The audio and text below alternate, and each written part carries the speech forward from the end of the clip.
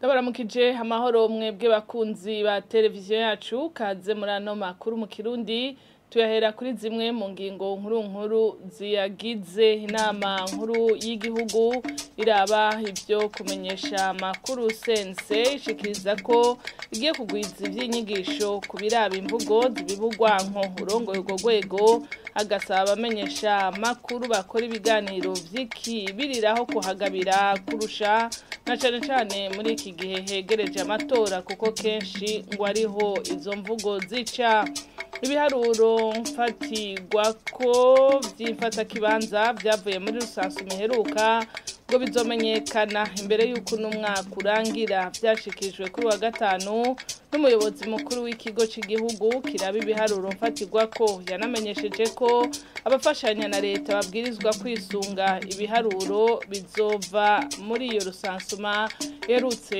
gukorwa muca mubikurikira mu kanya mw'idonido ry'ano makuru.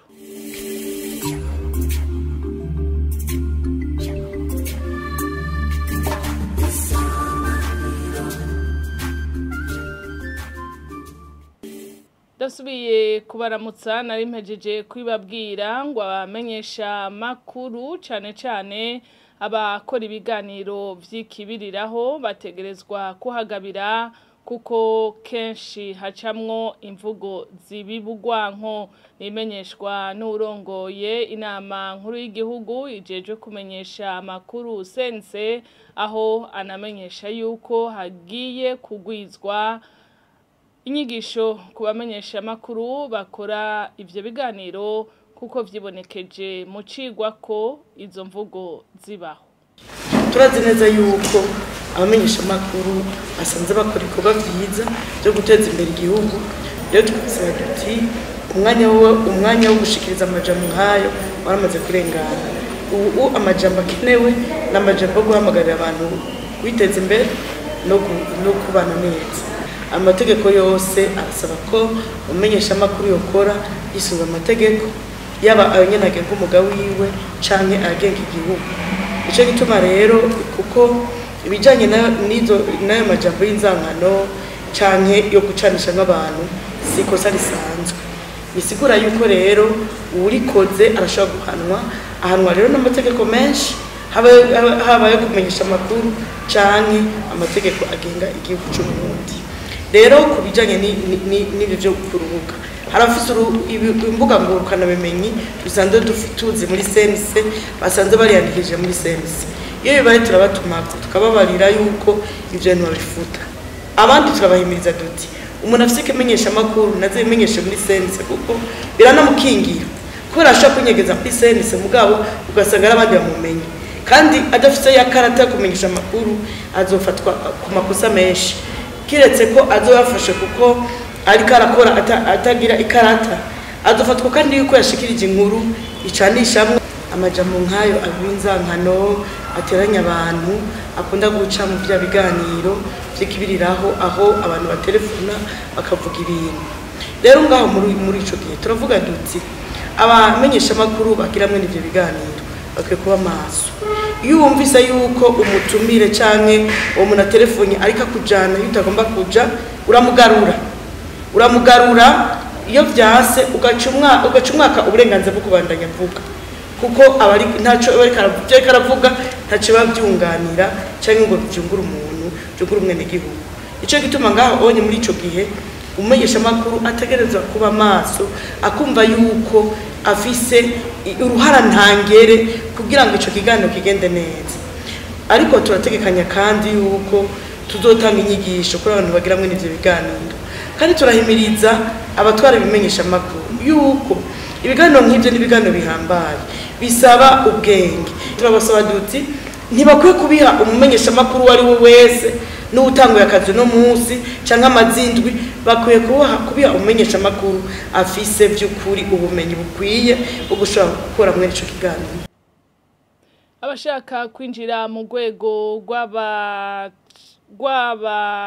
rw'ubutungane mu gihugu cyose bashika 102 bakoze ikibazo catunganijwe n'ubushikiranganji bw'ubutungane bufadikanije n'ishirahamwe ry'ababirigi Enabel ku ncuro ya gatatu. Edouard Minani arongoye umugwi ujeje gutunganya ico kibazo avuga ko bazotoramwe 160 baciye ubwenge kurusha abandi. Imwe mu ntumbero y'ico kibazo ngo nuguha akazi abantu biciye mu kibazo kandi hakajamwo ababikwiye. Muri Enabel nabo bavuga ko ivyo bizofasha kwigisata c'ubutungane kijamwo abafise ubumenyi kuruta abandi. N'inkuru tubaza Ohonera Muco.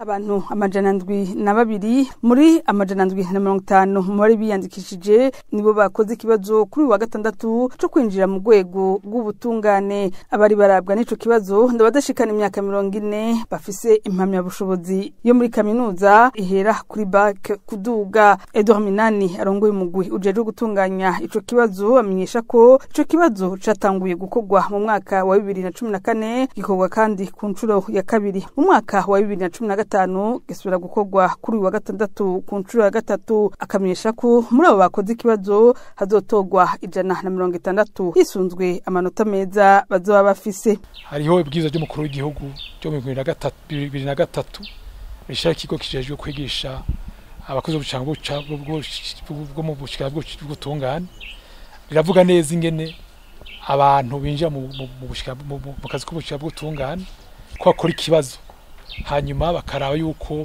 bakwije ivyangombwa bakaraba ko akwije imyaka bakaba nuko cyane ko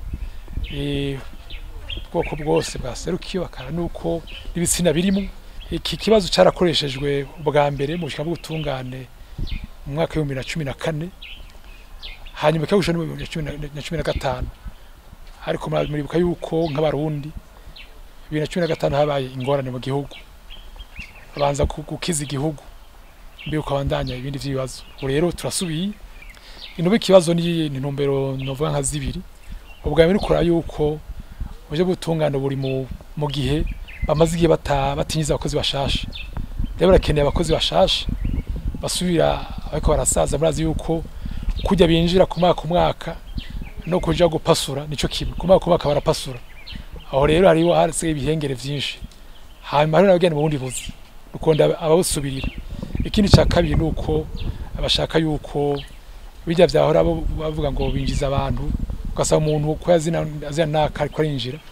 Tugomba kuyinjira abantu babishoboye baciye mu kibazo hama bigishwa umwuga babone kuja ku kazi. Yohan Tines atwara umugambi ushigikira igisata c'ubutungane mwishirahamwe y'ababirigi Enabel amenyesha ko Enabel ishimishwa no gufata mu mugongo ubushikiranganje bw'ubutungane mu bikorwa bijanye no guteza imbere igisata c'ubutungane nko mu kongereza abakozi ariko kandi no guha akazi abafise ubumenyi gusumba abandi. À la demande du ministère de la Justice, Enabel, à travers un financement de l'Union européenne, soutient l'initiative qui nous a été soumise. Enabel ibicishije mu mfashanyo y'ubumwe bwa Buraya irashigikira umugambi twashikirijwe n'ubushikiranganje bw'ubutungane wo gutunganya gushasha nk'ibijanye no gutanga ubuzi mu gisata c'ubutungane. Ivyo bizotuma hongerezwa uwundi mugwi mushasha w'abakorera mu gisata c'ubutungane harimo n'abagera 30% vy'abakenyezi bazohimirizwa gukora ikibazo canditse n'ico kuvuga. Turabona ko ari igikorwa ciza kuko harimwo ugushaka kw'abategetsi mu guteza imbere ibijanye no gukoresha ikibazo bikozwe mu muco no gutanga akazi ku bafise ubumenyi gusumba abandi. Gutyo abo bazoba batowe bazoca bahabwa inyigisho mu nyuma bashirwe mu buzi butandukanye. Par la méritocratie, que les meilleurs candidats soient ensuite formés pour intégrer les différentes juridictions. Ico kibazo c'abashaka kwinjira mu rwego rw'ubutungane kikaba cabereye mu bibanza bitandukanye biri mu ntara za Bujumbura, Ngozi, Gitega, Makamba na Bururi. Arakoze Honera Muco. Amakuru twabateguriye harabandanya. Abafashanya na leta ngo babwirizwa kuzo kwisunga ibiharuro bizova muri rusansumi herutse gukorwa y'abanyagihugu, uburimyi, ubworozi hamwe n'uburaro.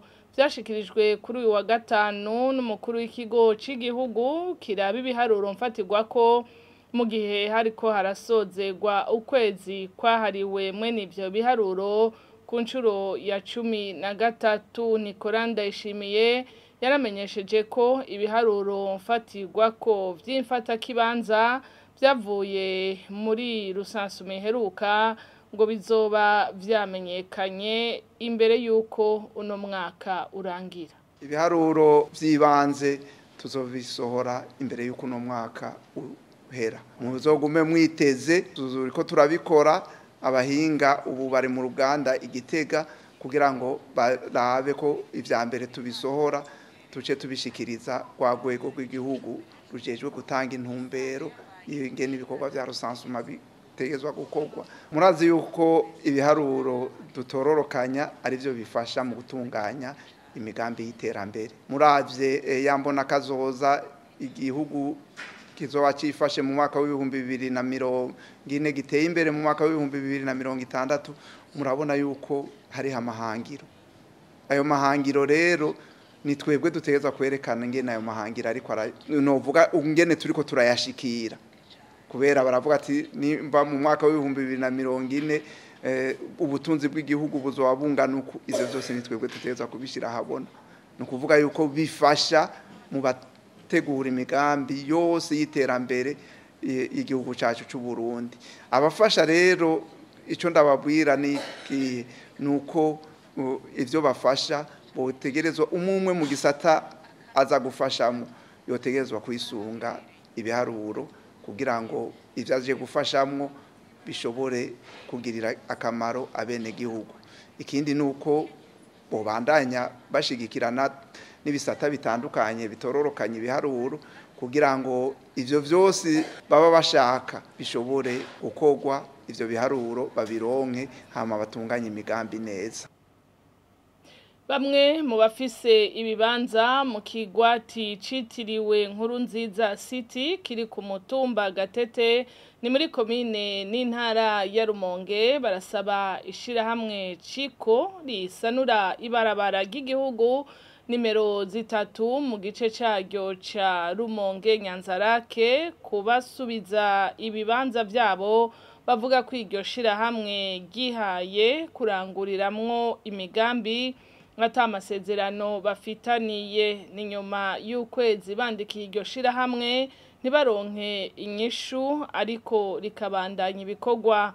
Mwishirahamwe Ciko bavuga ko baje gukorera muri ivyo bibanza ivyo vyobazwa urongoye umugambi wo gutunganya ico kigwati, wo nawe akaba ataco ashima kubivuga ko. Ni nkuru tubaza Jean Pierre Misago.